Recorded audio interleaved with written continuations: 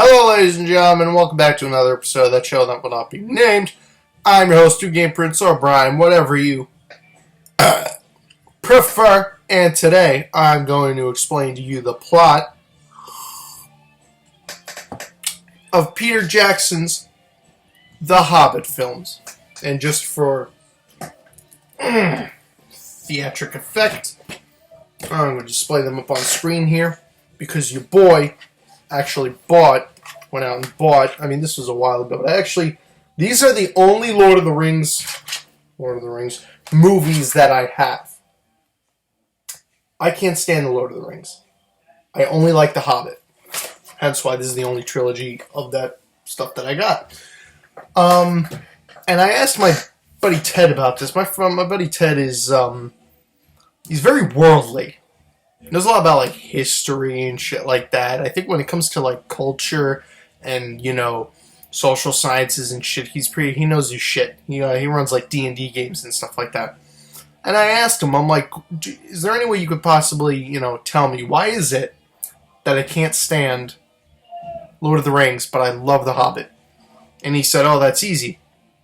It's because The Hobbit's more of a classic fantasy tale, whereas something like Lord of the Rings is more political. So me personally, as an individual, I shy away from the more political things in favor of something more fantastical and loose, kind of just a big, cool journey, a magical journey. And I'm like, yeah, okay, that makes sense. That makes perfect sense. But it was cool because before talking to him about that, I had never known. I'm like, why do I like one and not the other? But basically, today I was just going to tell you about the plot of The Hobbit in the easiest way I can. To make a long story short, Gandalf is trying to help this group of dwarves gain their city back, and their city is in a mountain guarded by a dragon called Smaug, who watches over the gold and everything. He's just a son of a bitch. He's voiced by Benedict Cumberbatch. And no, I'm not going to make fun of Benedict Cumberbatch's name in this video.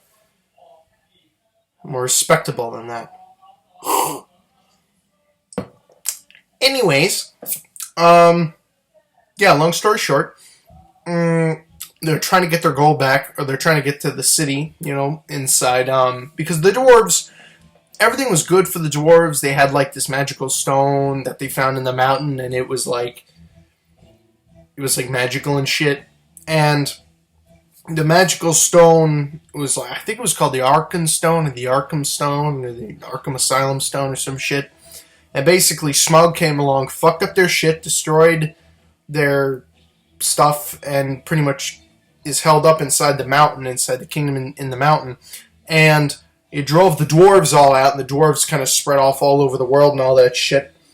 And basically what happened is 13 dwarves are teamed up with, I was going to say Gohan, Gandalf, to go and get their shit back. So they, for some fucking reason, they meet up at Bilbo Baggins' house. I hope to God I got his name right. And Bilbo Baggins is a hobbit, where the story gets its title from. And basically, after a night of partying or whatever the fuck, they head out on donkeys and shit, or ponies, because they're small people, so they don't need regular-sized horses, and it's just the most adorable thing I've ever seen. Long story short, they travel across the land. They eventually get to this place called Rivertown or some other fucking shit, where one of the main characters comes into his own. Along the way, Bilbo finds this ring that turns him invisible, and it's the fabled ring from the Lord of the Rings. And he fights some spiders, they kill some goblins, and I think Gandalf slits the throat of the Goblin King. I don't remember fully what happens there. I know he slices him in his fat area thing, his third double chin or whatever. And they fight a bunch of people, get into a bunch of situations. They seem to, what's funny it kind of, the first Hobbit movie kind of reminds me of a shonen, where it's just kind of the same repeated shit, where it's get captured, escape, get captured, escape, get captured, escape. And that continues for a while until they finally get to the mountain. Then when they get to the mountain, Smaug is there, and the dude with the arrow in Rivertown kicks Smaug's ass by shooting him where one of his scales got shot off. Because it was this whole thing where, like, yeah, this son of a bitch from the past, he didn't really shoot Smaug. And then he's about to fire at Smaug, and he's like, I have to aim for the area in which his scale got shot off, but no one knows if his scale really got shot off.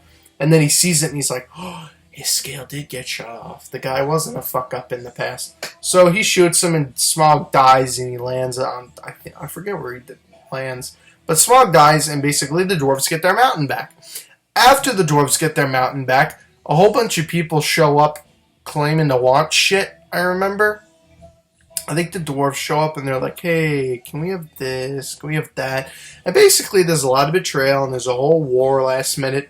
And then out of fucking nowhere, the orcs attack.